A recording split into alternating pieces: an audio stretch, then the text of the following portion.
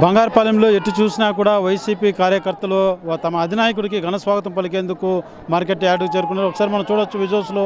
అయితే మార్కెట్ యార్డ్లో ప్రధానంగా వైఎస్ జగన్మోహన్ రెడ్డి ఇక్కడికి వచ్చి ఏదైతే మనం చూస్తున్నది మా ఈ యొక్క మార్కెట్ యార్డ్ ఇక్కడికి వచ్చి రైతులతో ముఖాముఖి అయ్యి ఆ తర్వాత వాళ్ళతో పూర్తి స్థాయిలో ఏదైతే ఈ యొక్క మామిడికాయలు ధరల మీద వాళ్ళతో ముచ్చటించేటువంటి పరిస్థితి ఉంటుంది. అయితే 500 మందికి మాత్రమే ఎస్పీ పర్మిషన్ ఇచ్చినటువంటి పరిస్థితి. ఆ తర్వాత ఎలిఫ్యాడ్ ఏదైతే ఉందో అక్కడికి 30 మందికి పర్మిషన్ ఇచ్చినటువంటి పరిస్థితి. అయితే ఇప్పటికే కార్యకర్తలంతా కూడా లోపలికి ఈ యొక్క మార్కెట్ యార్డు లోపలికి ఒక్కసారిగా లోపలికి చొచ్చుకొని వచ్చినటువంటి పరిస్థితి. అయితే టైం 11-2 గంటల మధ్యలోనే ఈ యొక్క కార్యక్రమం కూడా నడవాలంటూ కూడా అధికారులు తెలియజేసినటువంటి పరిస్థితి. అయితే ఒక్కసారిగా 11 అవడంతో కార్యకర్తలంతా చేశారు. అయితే ఇప్పటికే దాదాపు 500 మందికి లోపల పర్మిషన్ ఇస్తే ఇప్పటికే ఇక్కడ మనం చూసుకున్నట్టు దాదాపు 700 మంది దాకా ఉన్నటువంటి పరిస్థితి. కార్యకర్తలు అయితే పెద్ద స్థాయిలో నాయకుడు స్వాగతం పలికేందుకు వచ్చారు. ఏమన్నా ఎంతమంది వచ్చారు, ఎలా ఉంది, మీ నాయకుడికి ఎలా స్వాగతం పలుకుతున్నారు? స్వాగతం ఘనంగా పలకాలని చెప్పినా కానీ ఈ రాష్ట్ర ప్రభుత్వము ఈ పోలీసు వాళ్ళు కేవలం ఆయన ఎమ్మెల్యే పొలంనేది పులివెందలని చెప్తూ కించపరుస్తున్న పరిస్థితుల్లో ఈ యొక్క బంగారుపాలెం చుట్టుపక్కల సుమారు పోలీసులు దించారు. జనాల్ని, రైతుల్ని అందరినీ భయభ్రాంతులకు గురి చేస్తున్నారు. ఈ యొక్క రాష్ట్ర ప్రభుత్వం ఈ యొక్క మామిడి రైతుకు అన్యాయం చేస్తా పట్టించుకోకుండా ఉంటే పక్క రాష్ట్రంలో కర్ణాటక రాష్ట్రంలో 16 రూపాయలు కిలో ఇస్తూ ఉంటే ఈ రాష్ట్రంలో 6 రూపాయలకు యోగ్యత లేకుండా ఉంది. రోమ్ నగరం తగలబడిపోతూ ఉంటే రోమన్ చక్రవర్తి పిడేలు వాయించుకున్న చందంగా ఈ కూటమి ప్రభుత్వం పనిచేస్తా ఉందని చెప్తున్నాం. ఈ యొక్క దక్షిణ భారతదేశంలో టోటల్ రాయలసీమ జిల్లాలంతా కూడా మామిడి ఆధారితమైన జీవనం సాగిస్తున్నారు మామిడి రైతులు. అలాంటి రైతులను పట్టించుకోకుండా ఈ ప్రభుత్వం పనిచేస్తూ ఉంది. ఈరోజు మామిడి రైతులందరూ కూడా ఏ చెట్టు అయితే ఆదరిస్తుంది అనుకున్నారో ఆ చెట్టును నరికేసే పరిస్థితిలో ఉన్నారు.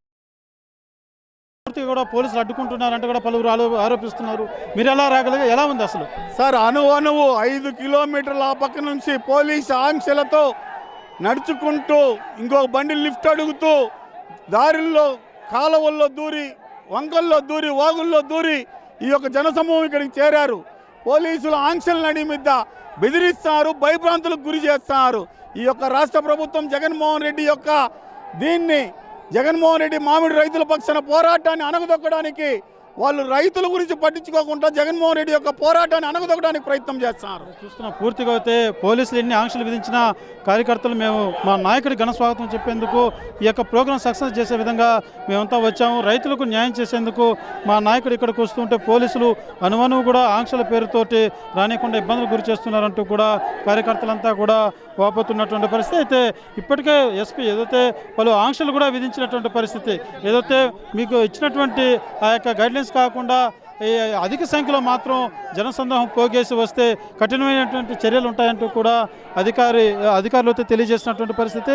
అయితే ఇప్పటికే మార్కెట్ యార్డ్ వద్ద మాత్రం అధిక సంఖ్యలో కార్యకర్తలు కావచ్చు, నాయకులు కావచ్చు, అదే రకంగా రైతులు కూడా చేరుకున్నటువంటి పరిస్థితి.